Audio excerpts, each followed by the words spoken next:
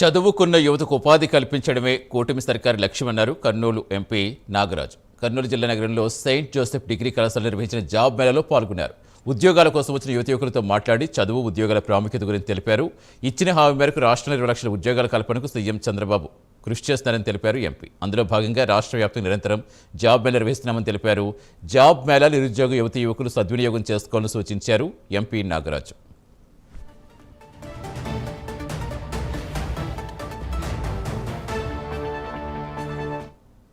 సంకల్పం మేరకు ఈరోజు జరుగుతుంది ఇక్కడ.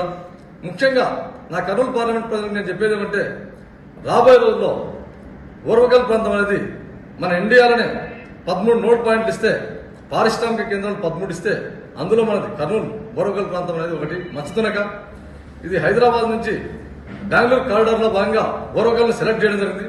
అందులో భాగంగా మీరు బాగా ఆలోచించాలి విద్యార్థులంతా. అక్కడ రాబోయే రోజుల్లో చాలా పరిశ్రమలు వస్తాయి. నేను ముఖ్యంగా ఒక 2-3 చెప్తాను.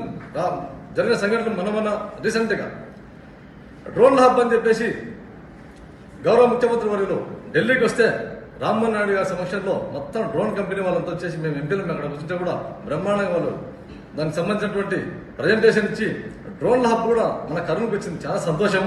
అందులో భాగంగా 116 ఎకరాలు ఫస్ట్ ఫేజ్ కింద ల్యాండ్ ఓపెనింగ్ రెడీ అయింది. ఒక నెల లోపల అక్కడ ఫస్ట్ ఫేజ్ కింద భూమి పూజ జరిగిపోతా ఉంది డ్రోన్ హబ్ లో. అంతేగాక సెమీ కండక్టర్ అని చెప్పేసి ఒక పరిశ్రమలో మననే నరేంద్ర మోదీ గారు ప్రత్యేకంగా మన ఆంధ్రాకి ఇవ్వాలని చెప్పేసి సెమీ కండక్టర్ యూనిట్ ఇవ్వడం జరిగింది. అందులో భాగంగా మేము గౌరవ ముఖ్యమంత్రి వర్యులకు ఒక ఎంపీగా నేనైతేనేమి, పారిశ్రామిక మంత్రి అయినటువంటి భరత్ గారు కూడా కర్నూలు ఖచ్చితంగా సెమీ కండక్టర్ల పరిశ్రమ రావాలని చెప్పేసి గట్టి ప్రయత్నాలు చేస్తా ఉన్నాం.